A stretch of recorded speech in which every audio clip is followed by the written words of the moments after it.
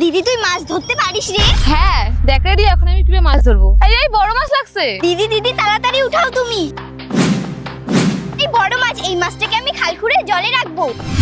না না না আমাকে বলো না, না না আমাকে বলো না। কি হলো রে বোন? দিদি চল পালা এখান থেকে। এই তো দৌড়ে কেন পালাচ্ছিস? জানো দিদি ওইখানে মাছ ধরতেছি। তাহলে তো বিষয়টা দেখতে হবে। আমাকে বলো না, আমাকে ছেড়ে দাও। চলো তাহলে পুরীন মশাইকে তাড়াতাড়ি ডেকে নিয়ে আসি। ঠাকুর মশাই, আরে কি হয়েছে? ঠাকুর মশাই, এই মাছটাকে আমি খাল খুঁড়ে জলে রাখবো। না না আমাকে বলো না, আমাকে হ্যাঁ তাহলে তো আমাকে দেখতেই হবে। এখানে ঠাকুর মশাই। আরে এ তো মানুষের চিতা, এখানে তোদেরকে কে মাছ ধরতে আসতে বলেছে? ঠাকুর মশাই চিতা থেকে এইভাবে আওয়াজ করে নাকি? এটা কোনো সাধারণ মানুষের চিতা না, এই ছিল একটা খুবই শয়তান। আজ ছেড়ে কাল মেয়ের বিয়ে, এত টাকা আমি রাখবো কি করে? তুমি বলে দাও ভগবান। আমি করবো সব। টাকাগুলো আগে দে। টাকা, অনেক টাকা। এই সাইকেলটাও নিয়ে যাই।